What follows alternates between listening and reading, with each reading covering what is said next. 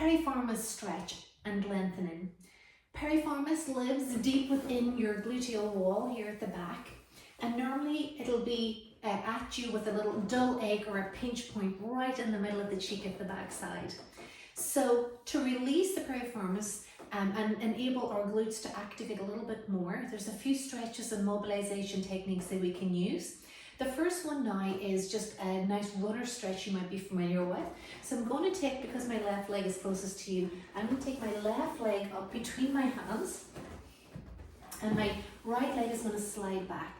Now up to you, depending on how your hips and your knees want to stretch and mobilize. You just suit the hip and the knees. If you feel you can tuck this leg here in between the legs and let your backside kind of sit down a little deeper into the stretch. You're welcome to put supports underneath if you feel it's helpful, or underneath the knee and front or back if you feel it helps support as well.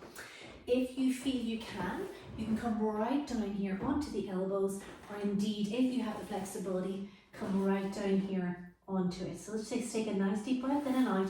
I'm feeling the stretch right here, but if you're tighter somewhere else, like in your calf or your hamstring, you're going to always feel it where you're tightest. And then to add to that, another deeper one, I can get a little towel and I want to put right up here on top of my hip. I'm going to drape and lift my rib cage right over it and down, and it gives you a little bit of length, more length into the cheek of the backside. And then the back leg here, I'm going to tuck my toe and I'm going to slide it to you. So it's veering over, my right leg's veering over to the left, and you'll feel again, this heightens a little deep stretch into that cheek of the backside here. And I'm taking a nice deep breath in and out. I find that the stretch deepens if I stretch my back leg, but also I think of lifting my ribs and my head forward on the inhale. Exhale, and hopefully you'll feel that right here in the cheek of the backside. And then from there, I'm just going to pop it on the other side. So we'll take the cushion out. We'll stretch out first into a very basic, well, noticing the hips and knees on this side. Tuck the ankle in and across if you can. Square your pelvis off to the floor again and drop down as far as you're comfortable.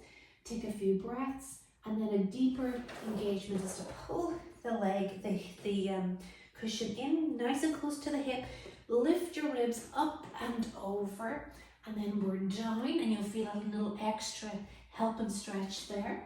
And then the back leg then is going to reach and then slide over behind my right. So you're going to cross the body and down. You could rest it there and just hit the spot.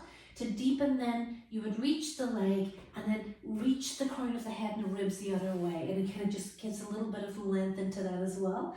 Breath in and out, breath in and out, and then release and down and bring it in. The other ones now that are quite moving and mobilizing into the piriformis is that we get into that same pigeon stretch here. Tuck the ankle underneath and we drop down. So sorry, I'm going to go with the leg closest to you so you can see what I'm doing with my backside. So same movement here, only this time we're going to just move around. So what we're going to do now is tuck the back toe and I'm going to go forward and back. So I'm going to push forward and sink back. And it's just a little movement, very subtle. But think of your pelvis lifting forward and back. And each time you go back, you're sinking a little deeper. And this again gives a lovely kind of moving, mobilizing stretch into that muscle. And you find the more you do it, the more you relax into it, the more hopefully you'll feel that. And then the next one then is my pelvis. I'll drape down and I'll try and kiss the backside against the carriage and up. So it's side to side. And remember, it's not pushing through my chest and shoulders. It's my pelvis that's moving. So I'm kind of letting my pelvis feel deep. You'll find initially that you mightn't find that you're getting too close, but as you go through the movement side to side, you'll find that things may hopefully start to give a little bit, and you'll find that you'll get there. And if not, just work towards it.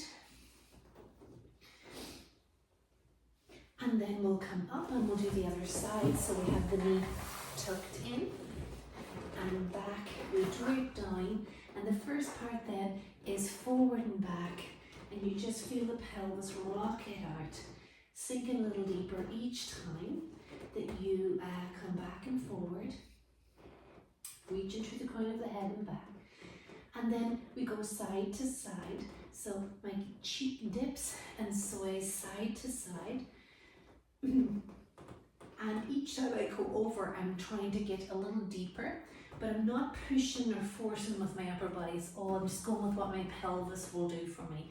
Rolling my hips. And indeed one side, especially my pelvis, is happy to do a little bit more than the other. And then we'll bring it up. And then a nice one, just to get a little more range again, is the back leg now. We'll swing it behind and we come up into a little pelvic stretch and hip opener. So my pigeon leg, or my knee tuck is here. The back leg then just swings back underneath and I push up, and then I turn myself so I'm facing out between my knees again. And then it's pelvis back, pelvis forward, pelvis back, pelvis forward. So you're thinking pubic bone back, pubic bone forward, and then to adjust that, I'm just thinking of my thigh bones rolling into my hip socket and then thigh bones rolling out. So I'm just trying to reach through here, really push my pelvis and hips forward and back. And then you just try the other side, switch the legs forward, slide back into your runner stretch, and then the back heel swings behind, you lift up, and then you face between your knees and you drop and you lift. And then each side you'll find that it maybe is a little bit more restrictive, and you just think of pubic bone back, pubic bone forward, roll my hips back, push my thighs and hips forward, and just see if you can get that lovely length and press forward, opening out the hips. Lastly, it's just a little bit of groin stretch and quad stretch. So the groin stretch then would be a wide knee. So I'm going wide to the side here, and I'm down, and then here I just go forward and backwards with my pelvis, and then depending on my limits, I get my legs out. So my ankles are out in line with my knees, they're not tucked underneath. And then I'm just working it and finding my challenge level. And then the last one for stretching into the hips is a good old thigh stretch, because we need the muscles in the front to give a little bit as well if we have tight quads. So we just reach down, plant our pubic bone, and after all that hip work, hopefully your pelvis will be a little more open to this. And then we're down and we're reaching the knee away, pushing the pubic bone in to the floor and drawing. Now, even in this one, if you find you can grab your bottoms and you don't feel like you want to do too much deep flexion in your knee, and this one, you could just lift the knee, reach through the thigh and pull the knee. So as long as you get that stretch through here, the front of your thigh, you're doing well. And again, don't forget to do both legs. Breath in and out. In and out. Noticing the difference side to side. Pubic bone nice and weighty to the floor. And release it here.